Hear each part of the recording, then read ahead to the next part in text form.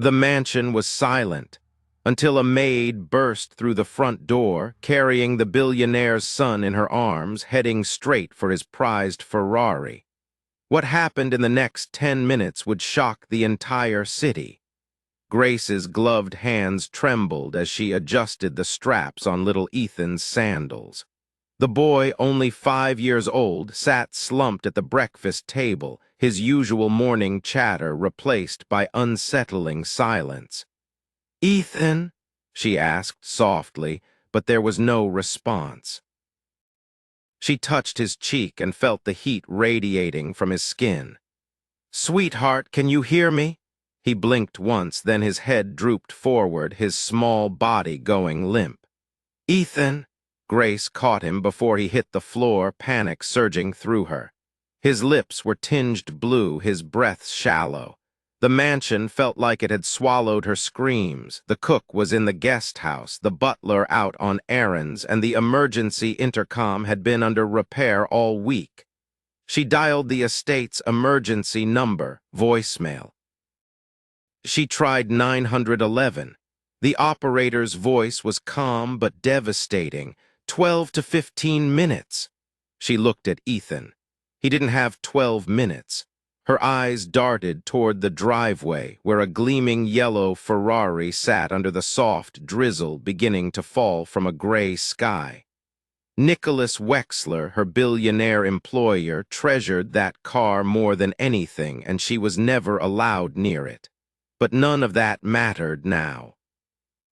She ran, her shoes slipping on the marble, carried Ethan to the car, buckled him in, climbed behind the wheel, still wearing her black and white uniform and yellow dish gloves, and pressed the accelerator with everything she had. The Ferrari roared to life, tires screaming as she shot through the gates. Wind tore through her hair while her heart pounded like it was trying to break free from her chest. Ethan lay slumped against the leather seat, his breaths ragged and slow. Grace's eyes flicked from the road to him, her hand hovering protectively, whispering over and over, "Stay with me, baby, just stay with me." She blew through a red light, swerved past a truck, horns blaring in her wake. She didn't care. Because sometimes motherhood isn't about giving birth, it's about showing up when a child needs you most. And Ethan had become hers in all the ways that mattered. Back at the mansion, security cameras caught the Ferrari's exit. The butler called Nicholas mid-board meeting. "Sir, your Ferrari, it's been stolen by Grace." Nicholas, stunned, ordered the police to be called. But Grace wasn't thinking about consequences. The skyline was ahead, the hospital close, but Ethan's time was running out. His small body jerked suddenly in a convulsion. "No," Grace shouted, yanking the wheel to avoid a collision. "Don't do this to me, Ethan, not now. We're almost there." Tears blurred her vision as sirens wailed in the distance, not chasing her but waiting ahead. She swung into the emergency entrance, the Ferrari screeching to a halt, blocking 2 lanes. Doctors and nurses rushed toward the car. Grace threw open the passenger door. "He's not breathing, help him." A nurse scooped Ethan into her arms and ran inside.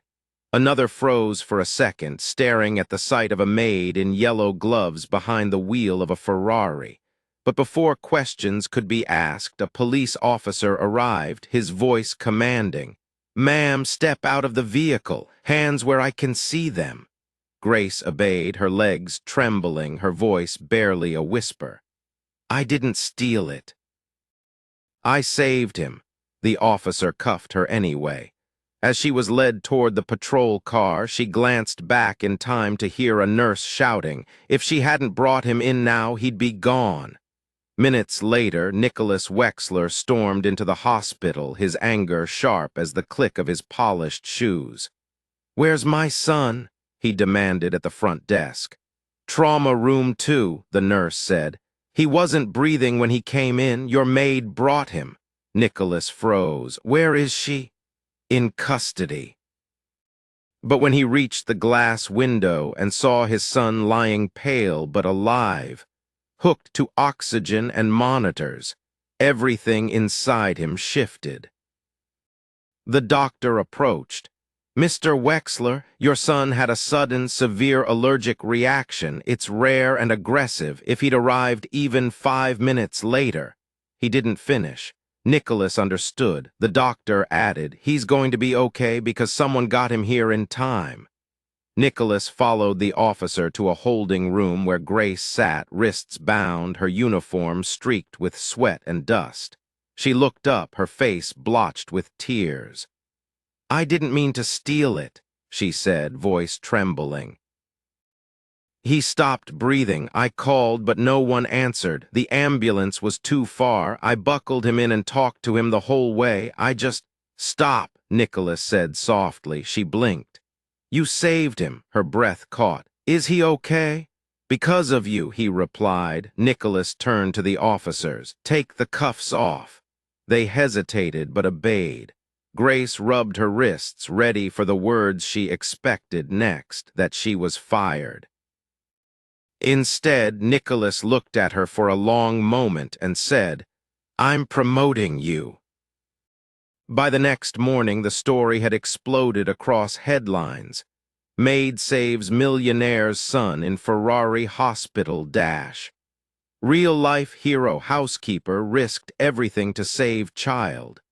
News vans crowded the hospital entrance. That evening, Nicholas stood before flashing cameras with Grace at his side, now in a clean black dress, her hair neatly tied back. He spoke without notes, his voice steady but full of emotion. "I built a billion-dollar company believing every decision should be calculated, strategic. Yesterday, a woman in my home made the most important decision of her life, not with strategy, but with love. She broke the rules, but she saved my son." He turned to Grace. "And I will never forget that." She lowered her eyes, tears brimming. Nicholas faced the cameras again. "As of today, Grace Williams is no longer a maid in my house. She is now Ethan's full-time caregiver and head of our Child Wellness Foundation." Gasps rippled through the crowd. "And that's not all," he continued.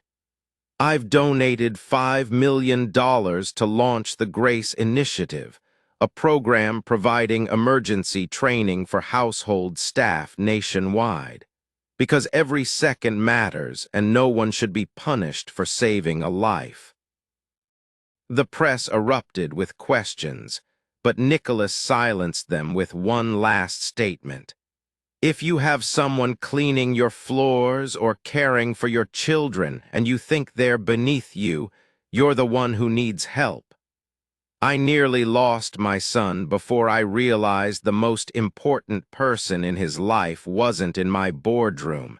It was in my kitchen." The moment went viral instantly. In the weeks that followed, Grace's life transformed. She received her own car and an apartment near the Wexler estate. She worked closely with Nicholas on designing Ethan's homeschool program and became an advocate for working women, speaking at conferences and on talk shows about respect and recognition for domestic staff. Ethan clung to her in ways that made it clear. She wasn't just his caregiver, she was family. Whenever someone asked him about that day, he didn't mention the Ferrari or the hospital. He only said, "Miss Grace came for me." Grace never sought fame for what she did. She simply acted when a child's life was slipping away, refusing to let fear or rules stand in her way. Her story became a reminder that heroes can wear aprons and carry dish gloves, and that courage is often found in the quietest people. And for Ethan, the boy whose breath she fought to protect, she would forever be more than a maid. She would be the woman who drove through fear, judgment, and sirens to save him. Sometimes, saving a life means breaking every rule.